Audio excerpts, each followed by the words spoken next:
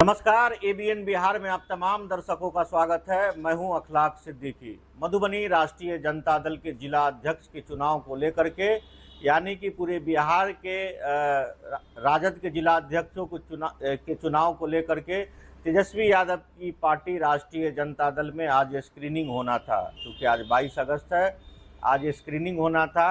किसी कारणवश से इसको आगे बढ़ा दिया गया है।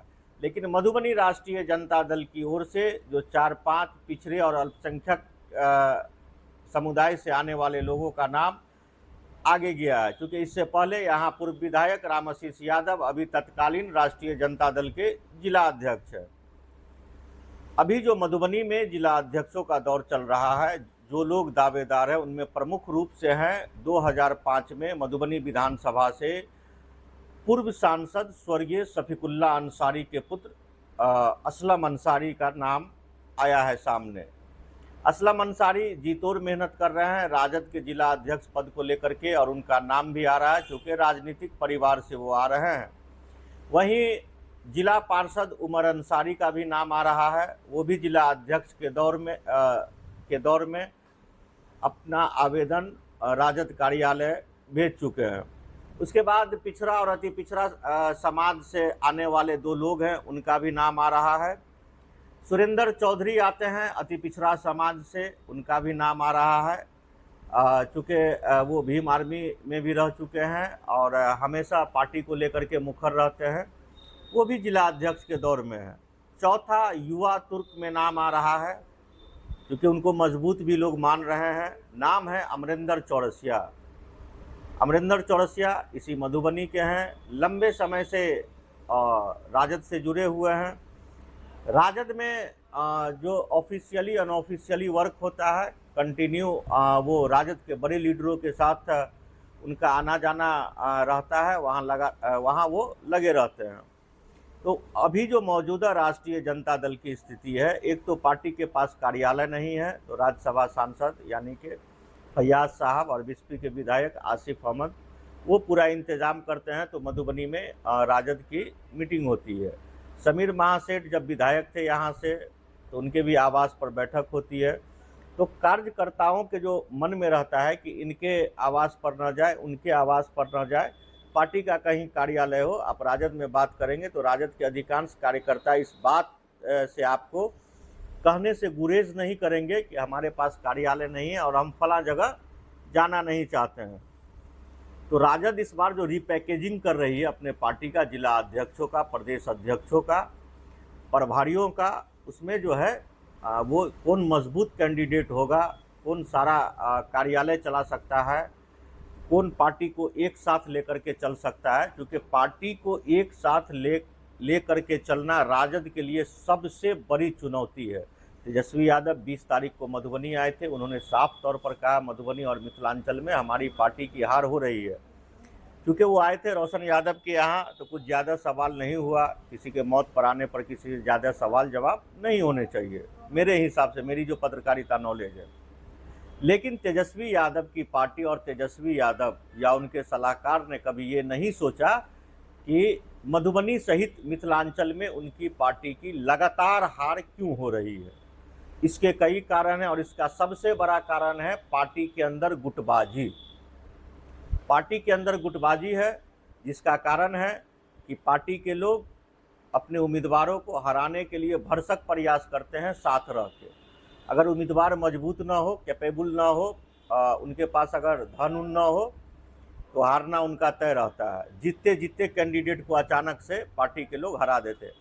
इसकी जिम्मेदारी हम राज्य स्तर पर जो राजद है उसको देते हैं। कारण है कि जो लोग जमीनी स्तर पर सालों साल संघर्ष करते हैं, झोला ढोते हैं, पार्टी के लिए लाठी खाते हैं, आंदोलन करते हैं, जब टिकट लेने की बारी आती है तो उनको टिकट नहीं दे करके किसी और को दिया जाता है। तो उनका जो अपना बनाया हुआ 5,000 10,000 लोग होता है, वो अस्थिर से कहीं और या तो वो साइलेंट हो जाता है या वो टर्न अप हो जाता है। क्योंकि लालू जी की राजद में और तेजस्वी के राजद में ज़मीन आसमान की फ़र्क है दोनों में। तो रीपैकेजिंग जो होगी उसमें जो नाम आ रहे हैं अभी फ़िलहाल में, वो अल्पसंख्यक समुदाय की ओर से असलम अंसारी, चूँकि इस शहर के रहने वाले हैं, मधुबनी नगर निगम क्षेत्र के रहने वाले हैं, उनके पिताजी जो है यहाँ के पूर्व लोकसभा सांसद रहे हैं दिवंगत मौलाना मोहम्मद शफीकुल्ला अंसारी साहब। काफ़ी चर्चित लोग थे, काफ़ी ईमानदार थे। असलम जी कितने ईमानदार हैं राजनीतिक तौर पर ये मैं नहीं कह सकता हूँ, लेकिन उनके फादर यानी उनके वालिद काफ़ी ईमानदार थे। जो दूसरा नाम हम आपको बताए हैं वो अमरिंदर चौरसिया का आ रहा है। वो श्रीपुर हाटी के रहने वाले हैं, जो कोतवाली चौक से 2-3 किलोमीटर पूरब है। उनके भी पिताजी मुखिया हैं, उनका भी राजनीतिक रसूख है, राजद की राजनीति करते हैं, युवा तुर्क है। उसके बाद नाम आ रहा है सुरेंद्र चौधरी का। वो बिस्पी विधानसभा क्षेत्र से पढ़ते हैं, पिछड़ों की आवाज़ बनने की लगातार प्रयास करते हैं, अम्बेडकरवादी लोग हैं। चौथा नाम जो नया नाम आया है कल से, वो आया है उमर अंसारी का। उमर अंसारी रहिका से जिला परिषद हैं, जिला पार्षद हैं। जिला परिषद उपाध्यक्ष बनते बनते रह गए। कोशिश में है कि इस बार जिला परिषद चुनाव जीते तो उपाध्यक्ष बने।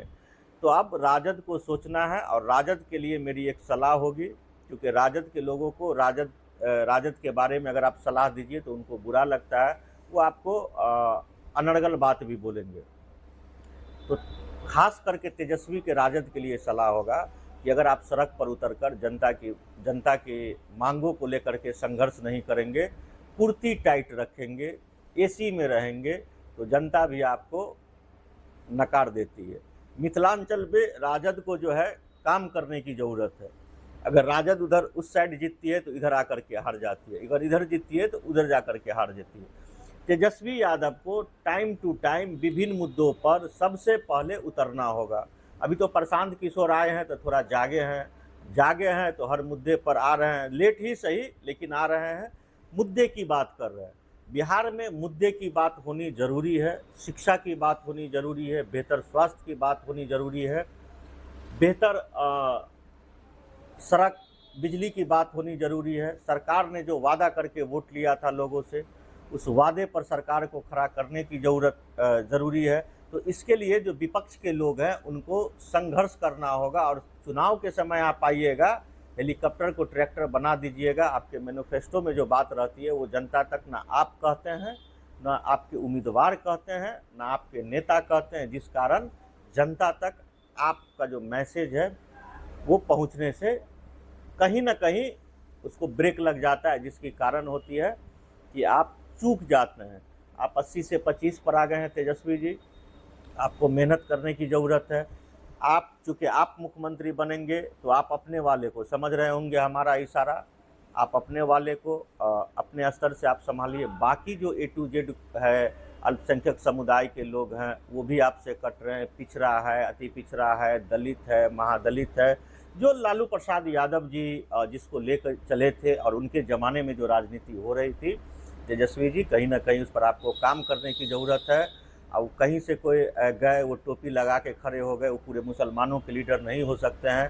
कहीं से कोई गए वो फलाना चीज़ डाल लिए, वो उस समुदाय के लीडर नहीं हो सकते हैं। आपको ज़मीन पर काम करना होगा, ज़मीन पर जो वर्कर काम कर रहे हैं उससे काम करना होगा। संयमित वर्करों को आपको करना होगा। आप अपने वर्करों को प्रशिक्षण दीजिए कि उनको संयमित कैसे रहना है, अनुशासित कैसे रहना है, अनुशासन में कैसे रहना है। संयमित और अनुशासन में आप इसको अगर कंट्रोल कर लेंगे तो हम उम्मीद करते हैं आपके लिए ये अच्छा संकेत होगा। और राजद मधुबनी के अगर आप जिला अध्यक्ष बना रहे हैं तो कोशिश कीजिए किसी के पॉकेट का जिला अध्यक्ष ना हो, ज़मीनी कार्यकर्ता हो। 4 नाम मेरे सामने आए हैं असलम अंसारी जी का। 2 बार आपके पार्टी से 2005 में विधानसभा चुनाव लड़े, दोनों बार बेचारे को कामयाबी नहीं मिली, क्योंकि उसमें कई लोग निर्दलीय लड़ लिए, पार्टी की हार हो गई। उसके बाद अमरिंदर चौरसिया का नाम आ रहा है, उसके बाद उमर अंसारी जिला पार्षद का नाम आ रहा है, और पिछड़ा समाज से, अति पिछड़ा समाज से सुरेंद्र चौधरी का नाम आ रहा है। देख लीजिए आपको इन सब में से बेहतर कौन हो सकता है, कौन पार्टी को एक जगह ले करके एक धागे में मोती की तरह जो है उसको पिरोह के लेके चलेंगे तो फ़ायदा आपकी होगी, फ़ायदा आपके पार्टी की होगी, क्योंकि मुख्यमंत्री आपको बनना है। हम लोग ज़मीनी स्तर पर होते हैं तो सलाह देते हैं। आपके पार्टी में लोगों को बहुत दर्द है, चूँकि जिनको जो मिलना चाहिए, बात भी सही है, वो नहीं मिल रहा है। दूसरी बात है, जो प्रदेश अध्यक्ष के दौर में जो चल रहे हैं वो मधुबनी के ही हैं, मंगनी लाल मंडल, लेकिन जदयू से आए हैं विधानसभा चुनाव के समय पूर्व मंत्री लक्ष्मेश्वर राय जी। लक्ष्मेश्वर राय जी का नाम अभी मिथिलांचल यानी मधुबनी से सबसे आगे चल रहा है। उम्मीद है कि वो यूथ है, मंगनीलाल मंडल चचा बुज़ुर्ग हो गए हैं। तेजस्वी जी, आपको ना थोड़ा सा बुज़ुर्ग चचा जो आपकी पार्टी में है उनको ही थोड़ा सा मेरे हिसाब से उनको जगह दीजिए, आगे लेकर के आइए और मुद्दों पर आप आइए, मुद्दे पर आप बात कीजिए, मुद्दे पर वर्करों से टाइम टू टाइम संवाद कीजिए। संवाद की जो आपकी गैपिंग है उससे भी आपको नुकसान है, क्योंकि आप ज़मीनी स्तर के वर्कर से पूछेंगे तो कहीं ना कहीं उनको दिल में टीस होता है, दर्द होता है, वो अपनी बात आप तक नहीं पहुंचा सकते हैं। भले ही भड़ास निकाल के ही वो आपको वोट देते हैं, लेकिन संवाद जो है और संयमित और अनुशासन इसकी ज़रूरी है, और इस पर आप काम करेंगे तो बेहतर परिणाम होगा। मधुबनी के साथ साथ बिहार की तमाम राजनीतिक और अहम खबरों के लिए आप ABN 24 मधुबनी के साथ बने रहें। दीजिए इजाज़त, नमस्कार।